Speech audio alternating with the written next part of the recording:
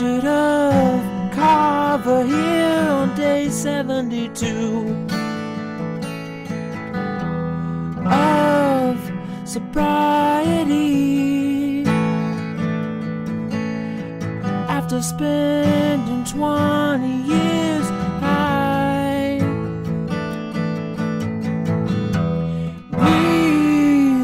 breathe in the air. Don't be afraid to care. Leave, but don't leave me. Look around, choose your own ground. Long you live and high you fly, smiles you give and tears you'll cry. And all you touch and all you see is all your life will ever be.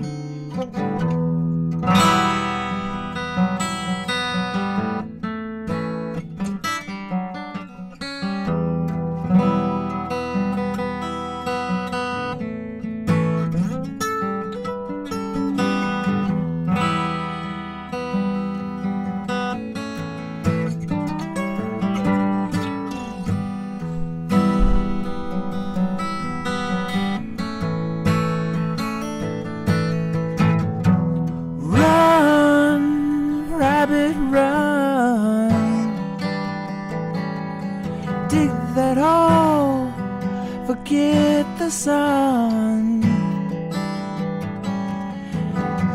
And when at last the work is done,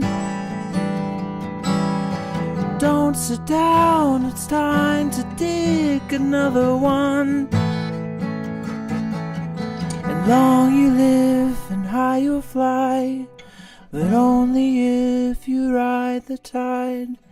Balanced on the biggest wave, you race towards an early grave.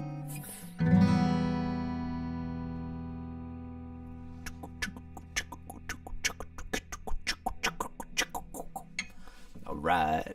Hello world, Richard of Carver here on day 72, playing my favorite band in the world, some Pinkish of the Floyds. Just a little pinkish. Floyd is pinkish. I love them so much.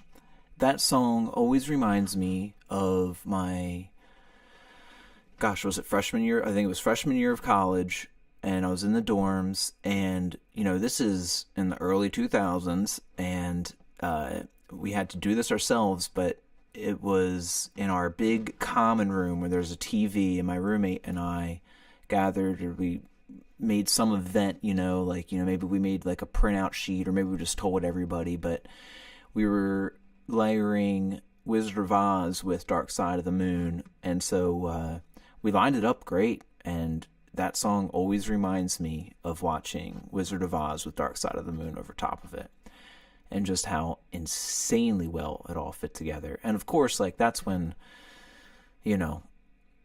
your brain and you're doing some things, and some things are going on there, and watching it was on another level type of stuff. So what wonderful memories. So here we are, 72 days into sobriety, after being so very high for 20 entire years. And that was definitely one of the instances that I'm even speaking of. I definitely was for that. But, I don't know that that's what comes to mind, really. It's just the fact that, all of the different layerings. I really remember one part that really, hit home of, what? Was when Dorothy was balancing on that, maybe it was a pig pen. It was a fence, and she was, walking on it, and she went and she fell, and then exactly when that happened, the clocks started doing the click, click. And I remember also when it cut to I guess it was it was the neighbor, but what ended up being the Wicked Witch of the West on the bike, and the movie cut right to her. It was just all these ringing bells and everything. Now you can just go ahead and get that movie somewhere with Dark Side layered over top of it, nice and easy, which is awesome. But if I remember correctly, you had to wait until the third lion roar to press play. I think that sounds about right. So I'm noticing something is up with my streaming software here. I'm hoping this is going through to you all, but my chat box is like a little monkey on here with something that says something went wrong on it. I'm hoping everything is cool. I'm actually going to check it out real fast and make sure. And this way, if in case anybody says anything, I'll be able to catch you guys as well. So I'm on it now. Looks like we're solid. All right, cool. So anyway, there was Breathe, parentheses, in the air. And I know it is a really popular album and all, for a reason, of course, because it's incredible, Dark Side of the Moon, but it is a really good album. It's so amazing. I have every single thing Pink Floyd has ever done on vinyl. I'm like a completionist vinyl collector when it comes to my favorites, but I have all of their stuff, and then I have all of Roger Waters and all of David Gilmour's stuff too. And both of them have a really great album directly after leaving Floyd. Well, after all that debacle, Roger leaving / getting kicked out, whatever, that type of thing.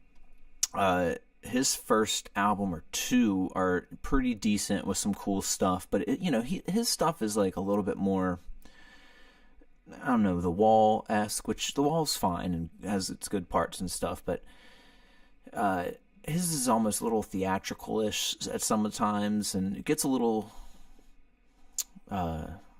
slowish, and that's all fine and good. But I'm just a huge David Gilmour fan, so he can almost do no wrong in my mind. I love David Gilmour so much, just as a person in general, as a guitarist, as a songwriter. I love pretty much his entire output of solo material to some level, but his first one, if you guys want an amazing Pink Floyd-esque thing, if you have not heard David Gilmour's first album that he put out as a solo artist, please check it out.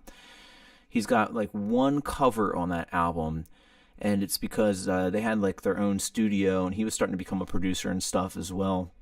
And gosh, was this band called like The Unicorn or Unicorn maybe? For some reason that comes to mind. It could be completely wrong, but he covered one of their songs that he heard them recording in the studio, and he just smashes it. Of course, I think I have to like relearn everything that was in my brain almost for the past 20 years, because now that I've kicked drugs, it's like, I guess those things have also fallen out of my brain. Let me see. There's No Way Out of Here. That's the name of the song. And, check it out. It's good stuff. And then when he came back and started doing all the Pink Floyd albums, with the other members, I still love all of their stuff so much. Momentary Lapse of Reason and Division Bell and really beyond. Like, was it Endless River or something like that? I don't know. I love all of it. Huge, just so thankful for Pink Floyd. Anyway, that's my Pink Floyd rant. I'm also hoping that this volume stuff is fixed. I'm going to listen back on the stream. La.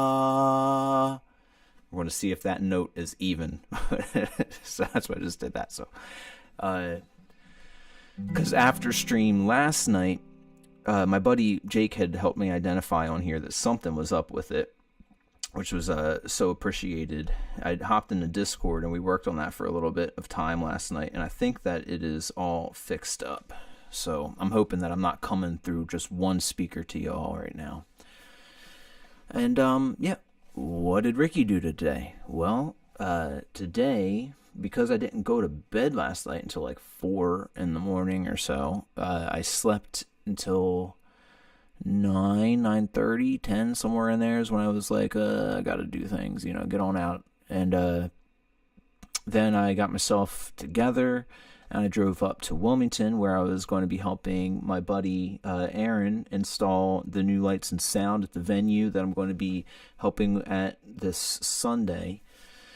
And ended up meeting up with him for a bit, and then me, him, and his wife and daughter actually ended up getting to have lunch together, which was really awesome. And Aaron is also going through a transitionary period in his life, and so it feels so good to be there with him at this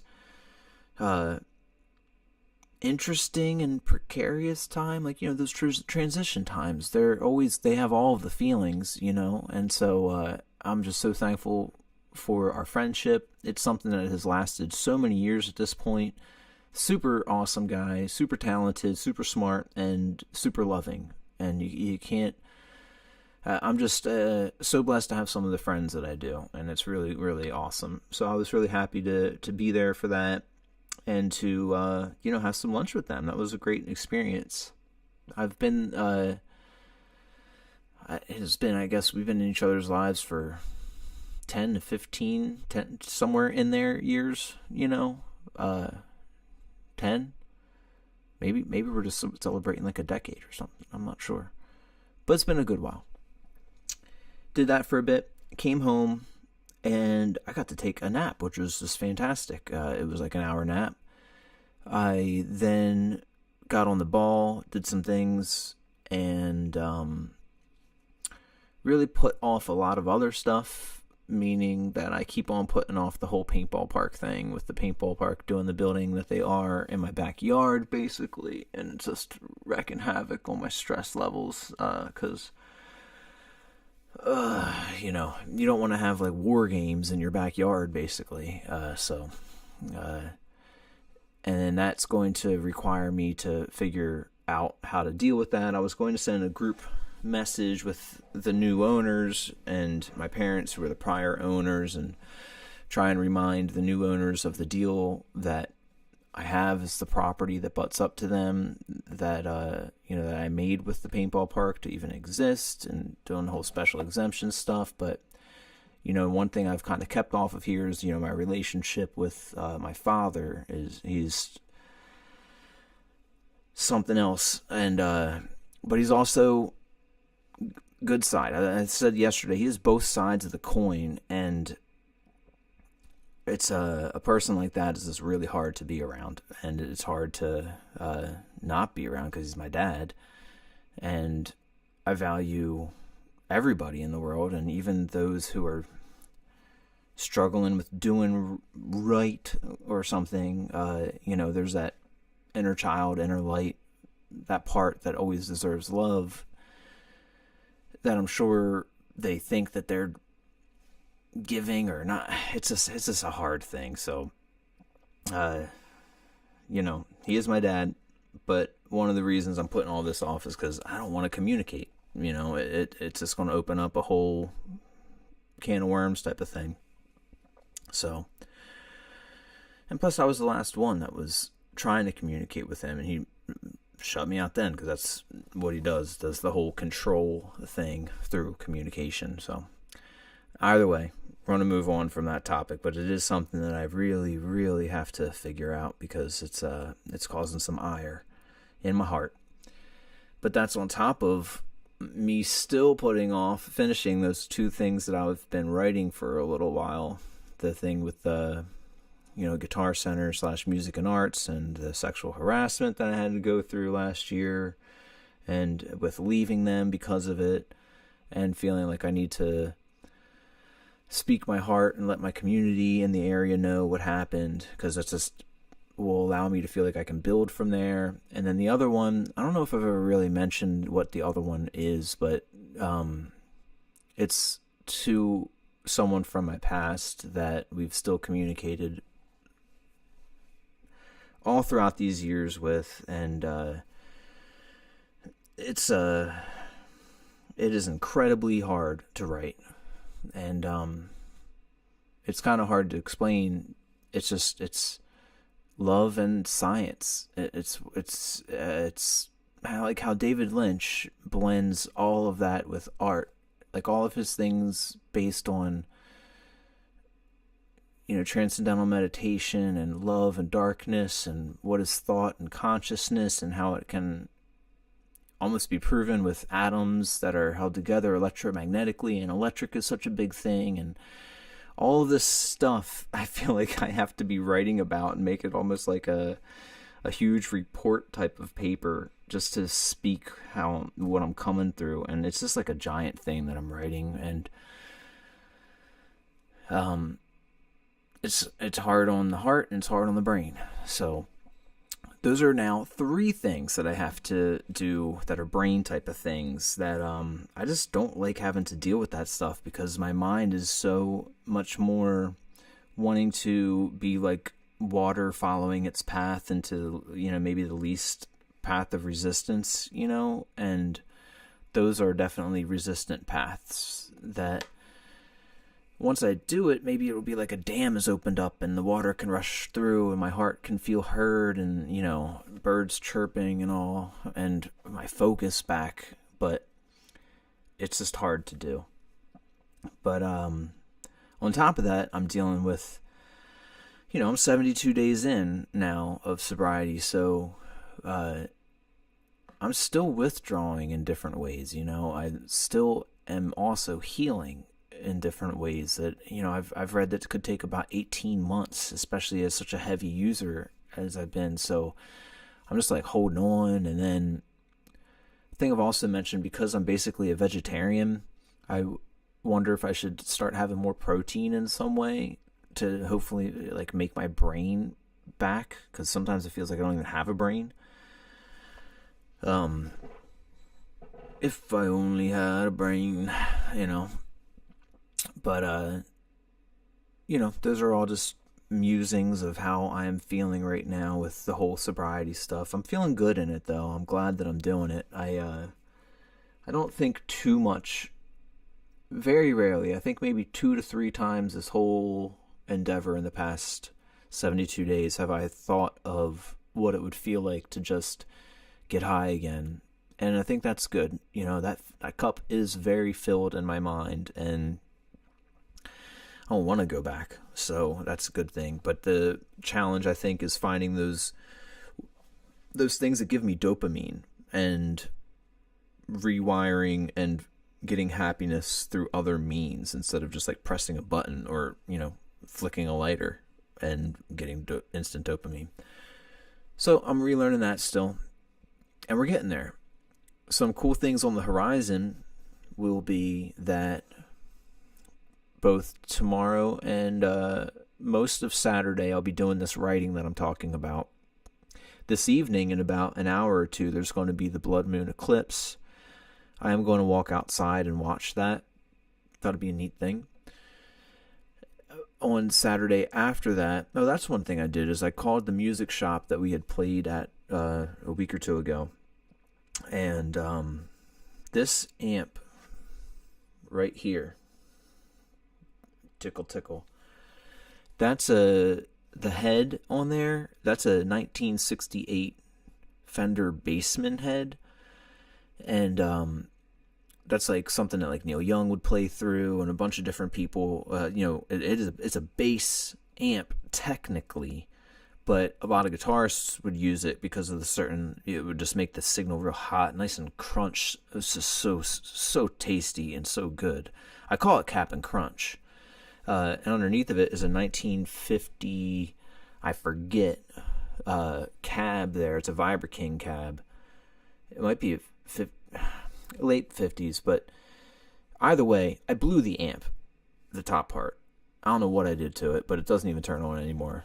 And so I called them, and they're going to take a look at it. So on Saturday, there's a show. I'm going to go up there, and that's going to be a cool thing. One of the bands that my band, Katie Dill Turbo 5000, played with at the Queen, one of our gigs up in Wilmington. They're named Redbirds, and they're very cool. I really like them a lot. So they'll be playing on Saturday, so I'm looking forward to bringing my amp up. Hopefully they'll fix it, and I'll get to see some music, get to see some people that hopefully I'm like, just see people, which is a good thing, and not just staying in my walls of my house. And Sunday, hopefully I'll sleep, Saturday into Sunday. And Sunday I have that gig again where I'm going to be going up to this place where my buddy Aaron, yeah. Love the yawns. where my buddy Aaron is doing the live band karaoke. I'm going to be running all of the, the lyrics and the song stuff, and myself on the side while they play the songs, and then people come up and sing with them. And this gig could potentially lead into them needing a sound guy at the actual venue where I'm like doing this at on like Friday, Saturday, which I'd love to do the sound there. That would be great. So it could develop into something cool. We're going to do some fingers crossed on that, because that's not a bad thing to get into. I'd be open to that, because, I'm definitely, with this whole sobriety thing, I'm trying to mostly focus on rebuilding my life and not put all of my time and effort into working right now.